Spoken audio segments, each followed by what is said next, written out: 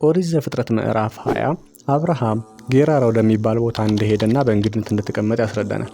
የጌራራ ንጉስ አቢሜሌክም ሳራን አስጠርቶ ለራሱ ወሰዳት። ምክንያቱም አብርሃም በግብጽ በፈርዖን ፊት አድርጎት እንደነበረው ሁሉ አሁንም ሳራ እህቴ ናት ብሎ ተናግሮ ስለነበረ ነው። በዚህን ጊዜ ማታ እግዚአብሔር ለአቢሜሌክ በህልም ተገለጠለት። ምክንያቱም አቢሜሌክ መልካም ንጉስ ነበርና ባል ያላትን ሴት ወስደሃልና መውት ነው ብሎ በነገረው ጊዜ አቢሜሌክ ለእግዚአብሔር በቅንነት እንዳደረገና ሳያውቅ እንደፈጸመ ያንን ነገር አስረዳ። መጨረሻም በጠዋት ተነስቶ አብርሃምን አስጠርቶ ይህ ያደረክብኝ ነገር ምንድነው? በጨዋ አነጋገር ከአብርሃም ጋር ተወያይተው ሚስቱን ከእጅ መንሻ ጋር ሰጥቶታል። በመጨረሻም እግዚአብሔር በቤቱና በቤተሰቡ ላይ መጣው መቅሰፍት እንዲነሳለት አቢሜሌክ እግዚአብሔርን በጠየቀው ጊዜ እግዚአብሔር ግን ነብይ ነውና እሱ ይጸልይልሃል ብሎ ለአብርሃም እንዲጸልይለት እንዲጠይቀው ነገረው። አቢሜሌክም ያንን ነገር ካደረገ በኋላ በአብርሃም ጸሎት አቢሜሌክንና በቤተሰቡ ላይ የመጣውን መዓት አንስቶላቸዋል።